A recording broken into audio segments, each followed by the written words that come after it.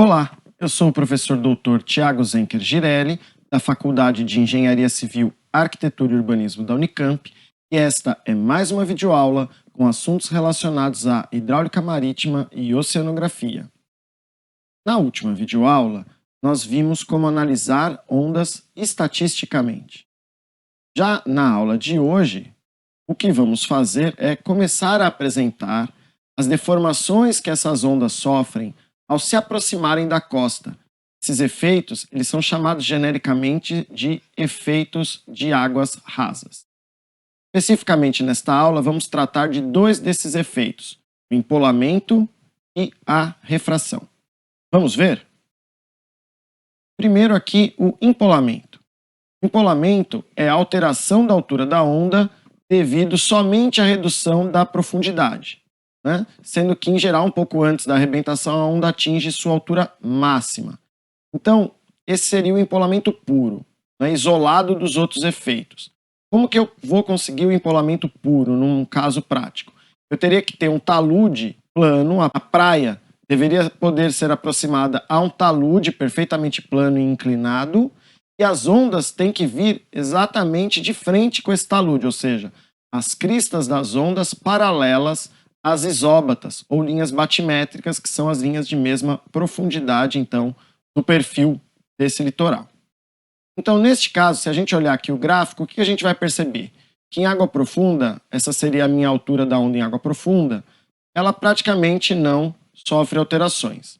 Conforme ela vai chegando próximo do limiar de águas intermediárias, que seria aqui a profundidade de 38 metros, para essa onda que tem 7 segundos, mais ou menos, ela já começa a sofrer uma redução na sua altura. Tá? A altura da onda decai aqui até próximo de 0,92 metros, sendo que originalmente era 1, e depois, em águas rasas, ela volta a crescer, supera a altura original e vai lá arrebentar com uma altura próximo de 1,20 m. Então, este fenômeno de variação da altura da onda, por ela estar aí em regiões intermediárias e rasas, ou seja, pela onda sentir o fundo, é o que chamamos de empolamento. Se a gente olhar a tabelinha aqui, que tem referência exatamente com esse gráfico, a gente vai ver aqui a profundidade diminuindo, né? Esse seria o limiar de águas intermediárias, ou seja, o H sobre L exatamente meio, né? E aqui a gente tem o comprimento da onda, que vai sempre se reduzindo conforme a profundidade reduz, está aqui.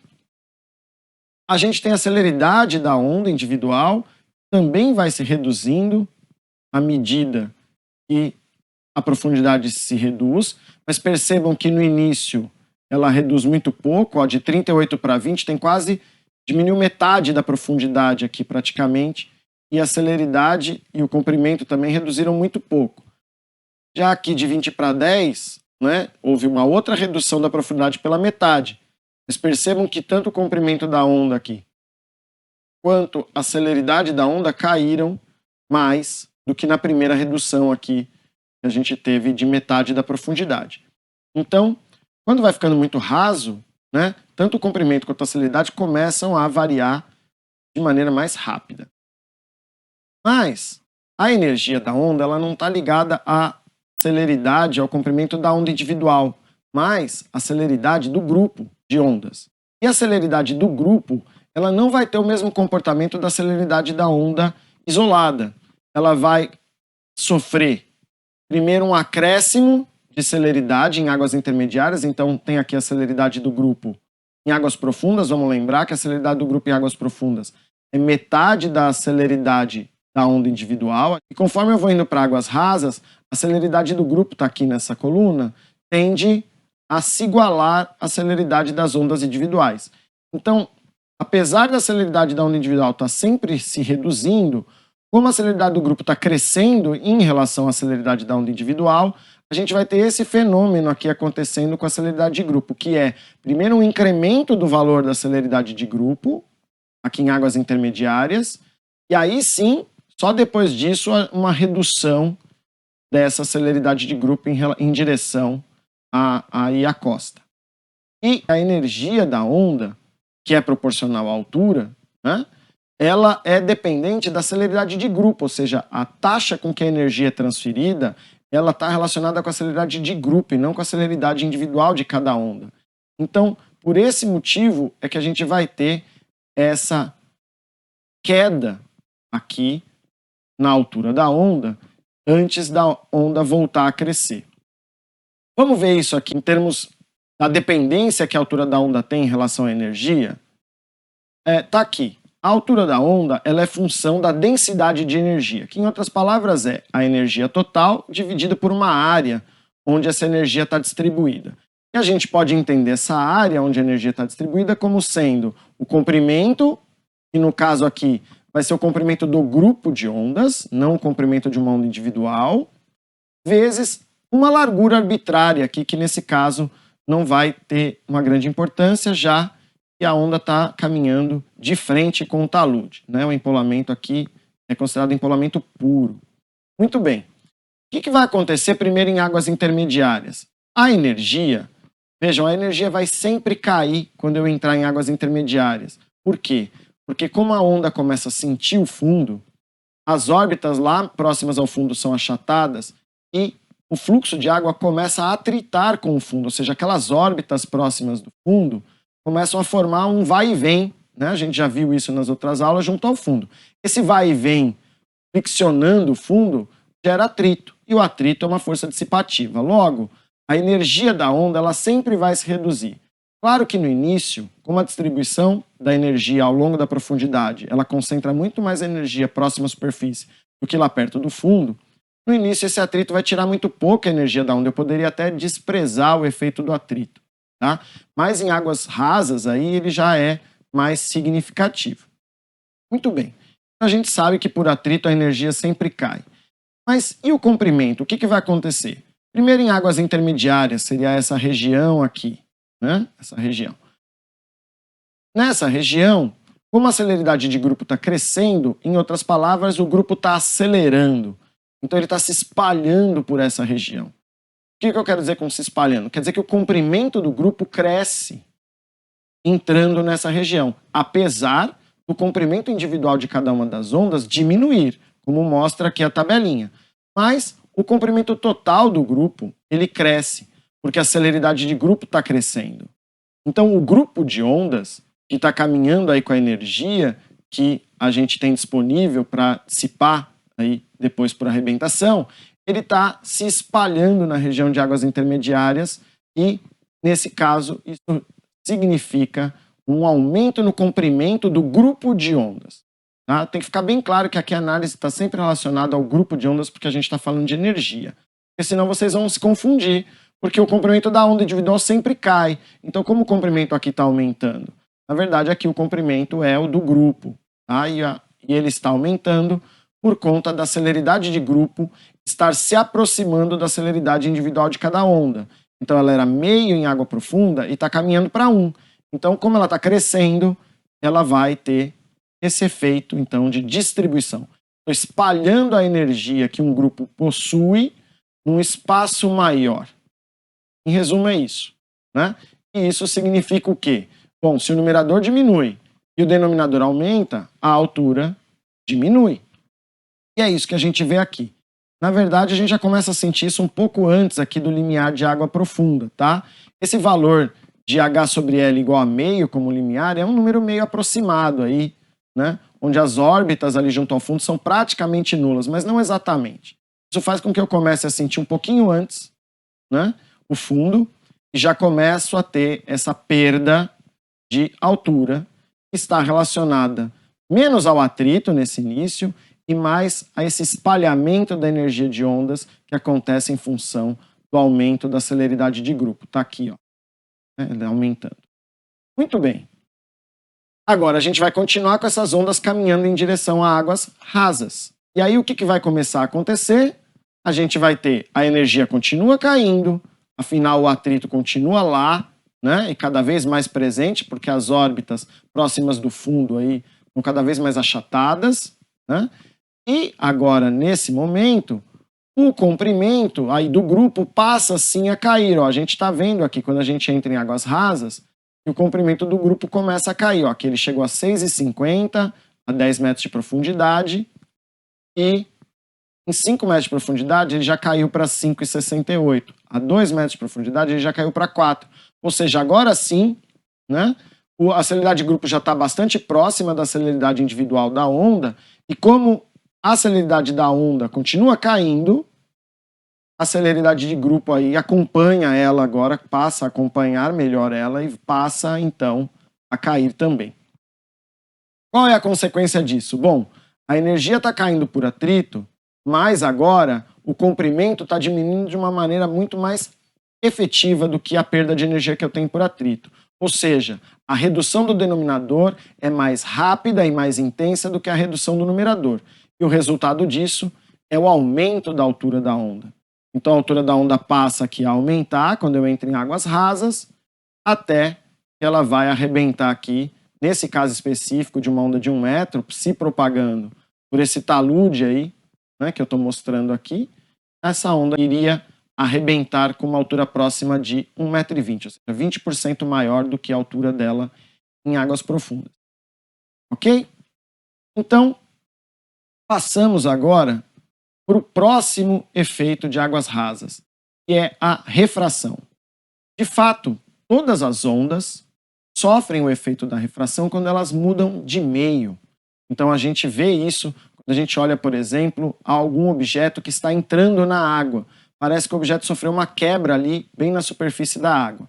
Na verdade, é a onda de luz que, ao trocar de meio e refletir no objeto e voltar para o nosso olho, sofreu ali uma mudança de direção, uma quebra, que dá esse efeito visual para a gente quando a gente olha um objeto que está entrando na água.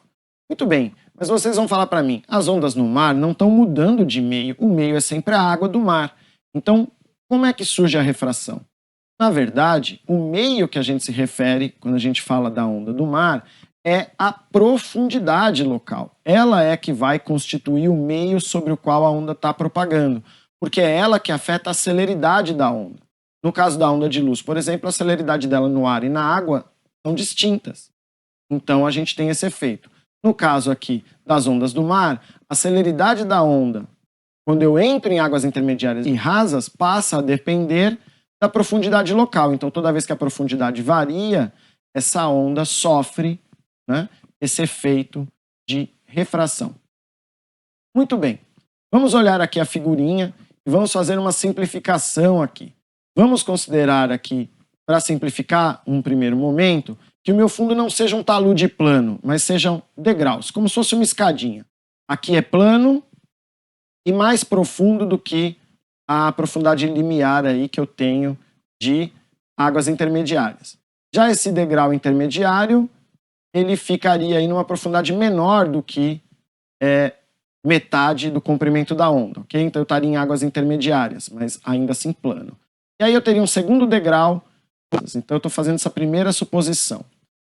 Se eu vier com essa onda exatamente paralela às isóbatas, ou seja, a crista da onda horizontal aqui na nossa tela, ela não sofreria qualquer refração, porque todos os pontos da crista da onda iam passar pelo degrau ao mesmo tempo, iam mudar a celeridade deles ao mesmo tempo, de forma que a onda não perceberia qualquer mudança na sua direção de propagação. Mas vamos fazer o seguinte, vamos colocar essa onda inclinada aqui, chegando inclinada em relação a esse degrau.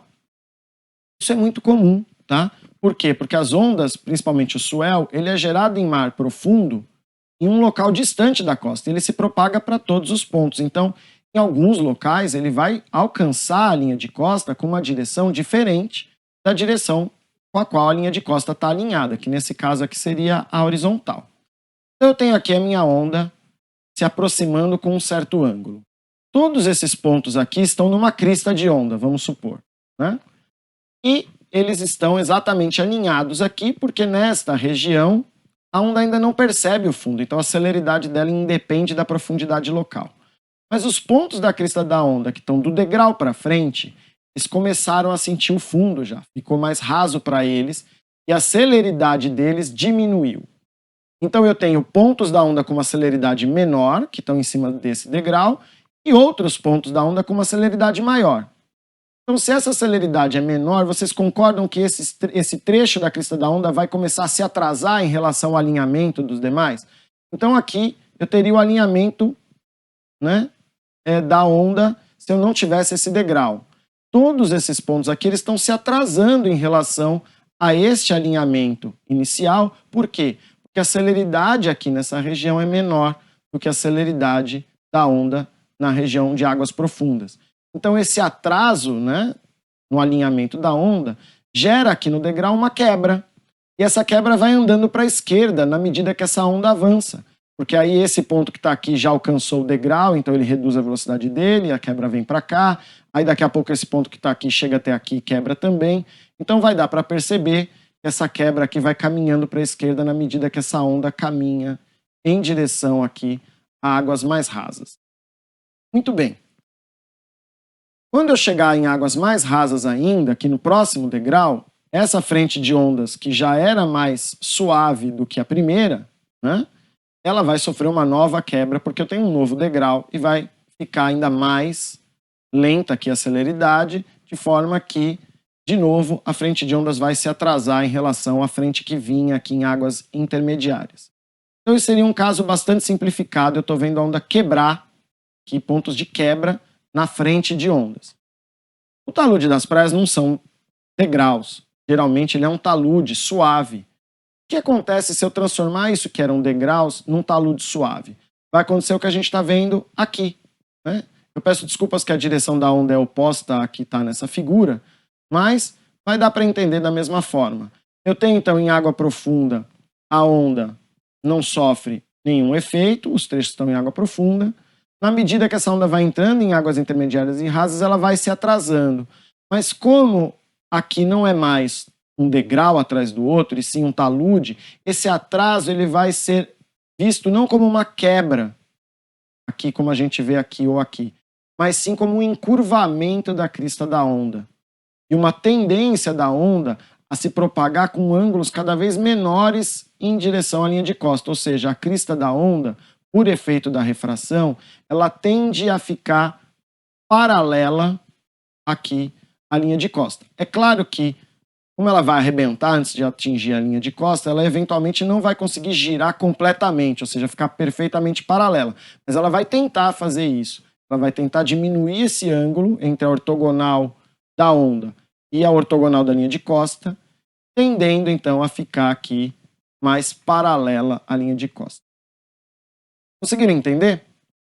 Então esse é o efeito da refração sobre as ondas aqui num talude suave. E aqui seria num degrau abrupto aqui. Muito bem.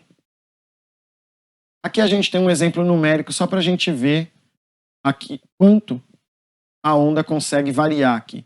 Essa é uma onda de 7 segundos, é aquela mesma onda que a gente estava trabalhando no empolamento puro, mas agora eu estou incidindo ela a 40 graus aqui da ortogonal da linha de costa. Então a direção da onda, que a gente chama aqui ortogonal da onda, ou seja, ela é perpendicular à crista da onda, então aqui estaria a minha crista da onda, essa é outra crista, essa é outra crista. Essa é a ortogonal, né? Ela é a direção que a onda está arrumando aí. Então ela inicia arrumando 40 graus angulada em direção à praia. Quando eu chego no limiar aqui de águas intermediárias, ou seja, eu estou passando de águas profundas para intermediária, esse ângulo praticamente não mudou.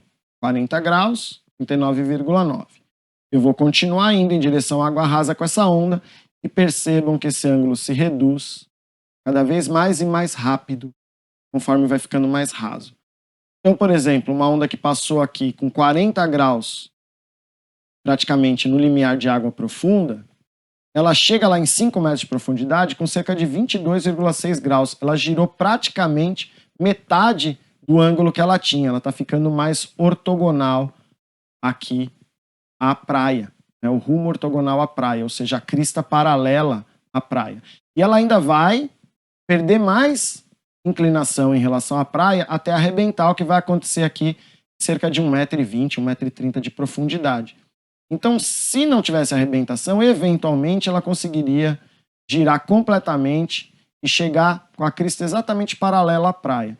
Mas o que acontece na maior parte das vezes é que ela ainda arrebenta com alguma inclinação aqui em relação à praia, mas uma inclinação muito menor do que a que ela tinha originalmente. Ok? Bom, vamos complicar um pouquinho mais. As praias não são taludes planos, perfeitamente inclinados, como a gente viu até aqui.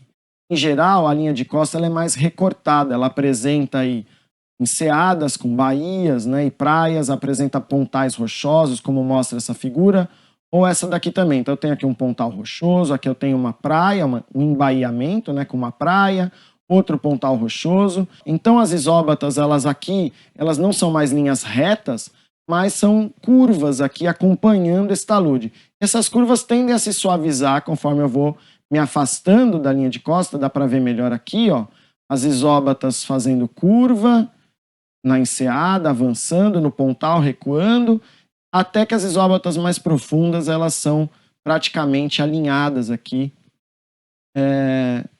com o talude, né? Então, geralmente o fundo ele é não tão bem comportado quanto aqueles taludes que a gente analisou inicialmente. Agora vamos ver qual o efeito desse caminhamento de ondas num litoral assim mais recortado, né? O que acontece com a onda? O que vai acontecer é que eu vou ter a refração produzindo empolamento. Então vai ter uma sinergia entre aqueles dois fenômenos que a gente acabou de ensinar aqui. E isso vai acontecer da seguinte forma, né? Primeiro, vamos fazer o seguinte. Vamos dividir aqui, nessa figurinha a gente fez isso também. Vamos dividir a onda em ortogonais aqui. Então eu vou recortar aqui em água profunda, vamos supor que essa onda está arrumando exatamente, com a crista exatamente paralela aqui a esse alinhamento dessa isóbata aqui mais funda, tá? Então a onda está vindo de baixo para cima aqui. E vamos dividir em ortogonais, ou seja, essas linhas aqui são as ortogonais, né? A gente vai dividir essa onda de forma que a energia contida em cada ortogonal, ela é igual nesse primeiro momento, ou seja, a distância entre as ortogonais é sempre a mesma, tá? Aqui em águas profundas, dá para ver isso aqui, ó, E1 igual a E2 igual a E3. Então esses E's aqui da figurinha vão estar relacionados com essa largura aqui do denominador dessa expressão de densidade de energia aqui da qual a onda depende. Tudo bem? Então vamos fazer o seguinte, primeiro nós vamos pegar esse caminho aqui, ó. Eu vou pegar esse quadradinho e vou acompanhar ele, tá? Eu estou indo em direção à praia. Se eu pegar aqui, seria, por exemplo, esse quadradinho aqui. Indo em direção à praia, aqui, ou aqui, como a gente está vendo na outra figura, né? E eu vou caminhar junto com ele. Num primeiro momento, ele vai passar por águas intermediárias aqui, ok? Então, em águas intermediárias, o que vai acontecer? A energia vai cair, a gente já viu por efeito do atrito. O comprimento do grupo vai crescer. A gente já viu quando falou do empolamento puro. E a largura entre essas ortogonais, aqui, ó, se eu estou caminhando junto com essa, entre essas duas ortogonais, a largura entre elas vai crescer. Vai crescer pouco, mas já vai crescer um pouquinho o distanciamento entre essas duas ortogonais. Bom, vocês veem que todas as setinhas têm a mesma cor, né? Porque todas elas levam a uma redução da altura da onda. Então, nessa região de águas intermediárias, eu espero ter uma redução da altura da onda maior do que se eu tivesse apenas o empolamento. Vamos lá para águas rasas agora, ou seja, eu estou chegando perto da praia, já estou aqui dentro. Nesse momento, o que vai acontecer? Bom, a energia continua caindo por efeito de atrito. O comprimento do grupo passa a cair também, lembra? A gente viu isso no empolamento puro. Só que a largura entre as ortogonais continua aumentando e aumentando cada vez mais. Olha o distanciamento aqui, olha o distanciamento aqui entre duas ortogonais. Ou seja, essa energia que estava concentrada nessa área agora está espalhada numa área que é muito maior. É verdade que o comprimento do grupo diminuiu, então compactou energia na direção que a onda está caminhando, pela diminuição do comprimento do grupo. Mas espalhou essa energia lateralmente. E espalha tanto aqui no caso dessa enseada que o resultado final ainda é uma redução da altura da onda, ou seja, a onda diminui a sua altura quando vai entrar aqui na enseada, num embaiamento, quando ela vai arrebentar aqui próximo à praia. Pelo empolamento puro, ela voltaria a ganhar altura, mas essa largura está aumentando tanto que ela não deixa a altura crescer, ela espalha lateralmente a energia, que a redução de comprimento está compactando, de forma que o resultado final dessa expressão é uma altura menor aqui, quando ela chega para arrebentar aqui próximo à praia, aqui na enseada. Muito bem. Agora nós vamos fazer o seguinte, vamos acompanhar esse quadradinho aqui agora, tá? Então agora a gente está indo em direção ao pontal. Vamos ver o que acontece primeiro em águas intermediárias aqui, no meio do caminho. Bom, a energia a gente já viu que diminui, o comprimento do grupo a gente sabe que aumenta em águas intermediárias, e a largura aqui está se reduzindo, né? A largura aqui está se reduzindo. E o que vai acontecer? Bom, possivelmente eu vou ter uma pequena queda da altura da onda, porque se vocês olharem entre aqui e aqui, não reduziu tanto assim a largura entre as ortogonais. Então esse efeito pode ser ainda menor do que a soma desses dois efeitos. Mas não é incomum essa altura de onda nem chegar a reduzir, tá? Porque essa largura aqui também está indo na direção oposta, ou seja, eu estou apertando a energia que eu tinha disponível entre essa ortogonal e essa numa região mais estreita. Muito bem. Agora vamos, então, para águas mais rasas, ou seja, vamos chegar mais próximo do pontal. Vamos ver o que vai acontecer. Olha, eu estou caminhando em relação ao pontal. Olha aqui quando chega aqui, olha a distância entre as ortogonais. Era essa distância, agora eu tenho essa distância. Vamos ver aqui em termos da dependência da altura da onda em relação à densidade de energia o que acontece? Bom, a energia da onda continua diminuindo por atrito. O comprimento da onda passa a diminuir, ou melhor, o comprimento do grupo de ondas passa a diminuir e a largura diminui ainda mais. Percebam aqui que eu tenho fenômenos opostos. Só a energia está tentando tirar a altura da onda, mas a redução do comprimento está compactando essa energia ao longo da distância entre duas cristas consecutivas, ou seja, as cristas de um grupo estão se aproximando. Um grupo está chegando mais perto do outro. E, em paralelo com isso, a largura entre as ortogonais também está diminuindo. Olha aqui, ó, a distância aqui se reduzindo daqui para cá. Então eu estou compactando a energia que sobra, que o atrito não conseguiu roubar, numa área muito menor. E o resultado disso são alturas de ondas bastante elevadas próximo ao pontal. Então a mesma onda, que, por exemplo, tem 1 metro de altura aqui em água profunda, que se tivesse só o empolamento puro arrebentaria próximo de 1,20 m na praia, se fosse um talude plano, pode arrebentar com coisa de 60 centímetros aqui na praia, ou seja, menor do que a altura original, e perto de 2 metros de altura aqui junto ao pontal, por conta deste afunilamento aqui, dessa redução da largura da onda. Tá? Essa redução do distanciamento entre ortogonais, ela é geralmente a explicação para alturas de onda bastante elevadas que a gente tem em alguns lugares no planeta, como, por exemplo, em Portugal, na praia de Nazaré, ou então lá no Havaí, naquelas praias, por exemplo, a praia ali de Jó, onde eu só consigo surfar se eu for rebocado por um jet ski, porque a celeridade fica tão grande da onda ali, por conta da conformação de fundo, que comprime a energia da onda lateralmente, e eu só consigo surfar se for do modo towing, né? Ou seja, rebocado ali para poder pegar a onda. Eu não consigo bater perna e acelerar o suficiente para entrar na onda nessas regiões. Muito bem. Então, a gente já entendeu aqui que uma mesma onda que vem lá de água profunda, a mesma altura, ela pode arrebentar mais suave numa enseada, com maior altura num pontal, tudo isso devido ao empolamento que advém da refração aqui. Né? Por que a refração que é importante? Porque é a refração que está fazendo com que essas ortogonais aqui se espalhem ou se aproximem, dependendo de para onde a onda está caminhando. Ela vai girar sempre tentando ficar ortogonal às isóbatas. E é esse o efeito que a gente está vendo aqui, que está fazendo com que essa ortogonal se espalhe em relação a essa, que as isóbatas estão encurvadas para dentro e da costa, e aqui que as isóbatas pronunciadas assim, ou encurvadas aqui em direção ao mar, nesse caso. Muito bem. A gente tem que ter especial atenção com isso quando a gente vai construir obras costeiras, porque a própria extremidade de um quebra-mar, por exemplo, ela cria esse efeito de pontal.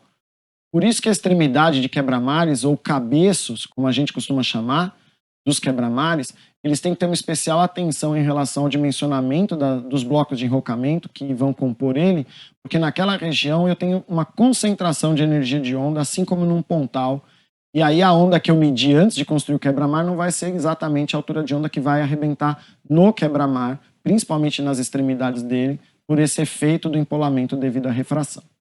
Ok? Espero que vocês tenham conseguido compreender aqui esse fenômeno combinado entre refração e empolamento.